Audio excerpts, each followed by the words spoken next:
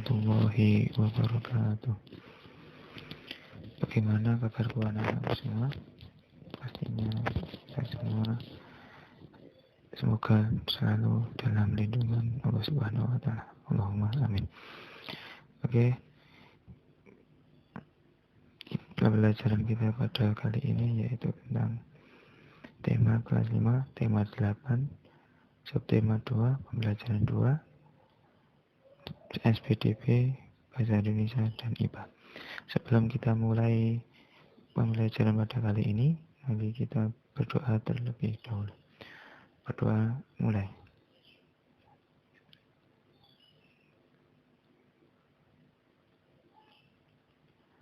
Berdoa selesai. Oke, anak-anakku semua, kita belajar tentang SPDB terlebih dahulu, yaitu tentang pola lantai gerak tari. Pola lantai gerak tari. Pola lantai adalah pola dena yang dilakukan oleh seorang penari dengan perpindahan, pergerakan, dan pergeseran posisi dalam sebuah ruang untuk menari. Pola lantai berfungsi untuk membuat posisi dalam sebuah ruang gerak. Secara umum, pola lantai berupa garis lurus dan garis lengkung. Bentuk pola garis lurus dapat dikembangkan menjadi berbagai pola lantai, seperti horizontal, diagonal, garis lurus ke depan, zigzag, segitiga, segi empat, dan segi lima. Bentuk pola lantai lengkung dapat dikembangkan menjadi berbagai pola lantai, seperti lingkaran, angka 8, garis lurus ke depan, dan garis lengkung ke belakang. Coba kita lihat ya. Nah, ini bentuk pola lantai dari gerak yang dilalui penari. Nomor 1, penari bergerak melalui garis lurus ke depan. Yang kedua, penari bergerak melalui garis diagonal. Yang ketiga, penari bergerak melalui garis horizontal. Dan yang keempat, penari bergerak melalui garis diagonal. Nah, yang kelima, penari bergerak melalui garis lurus ke depan. Yang keenam, penari bergerak melalui garis lingkaran, dari melingkar. Selanjutnya, bentuk pola lantai yang dibuat penari. Yang pertama, formasi penari membentuk pola lantai diagonal, dari A, B, C, D, lurus itu.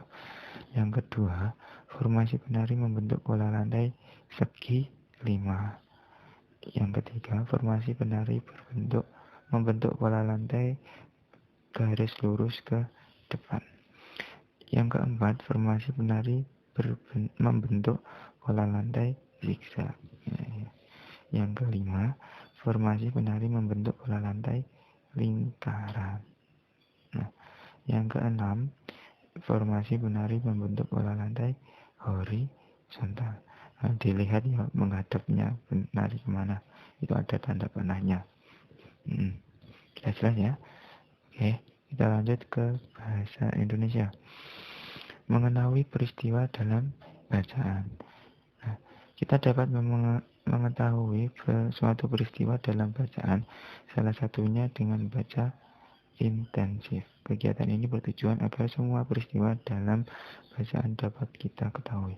Nah, kita sudah belajar ini di materi sebelumnya. Langsung saja. Nah, ini soal untuk kalian kerjakan di rumah.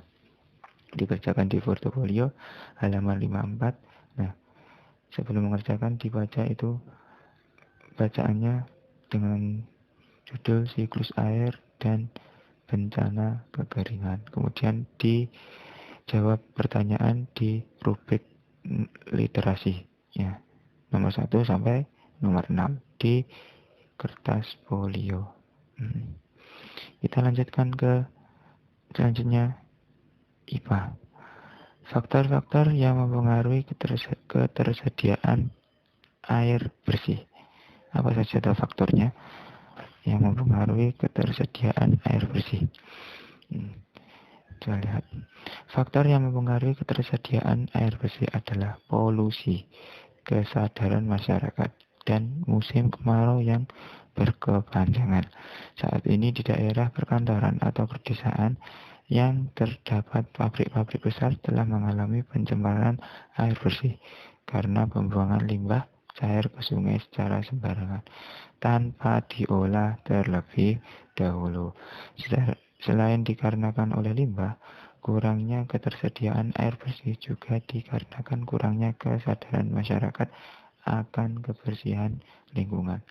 Air sungai berubah menjadi warnanya menjadi gelap dan menimbulkan bau yang tak sedap akibat sampah. Selain tidak layak dikonsumsi, air sungai yang tercemar sampah juga dapat menjadi sumber penyakit.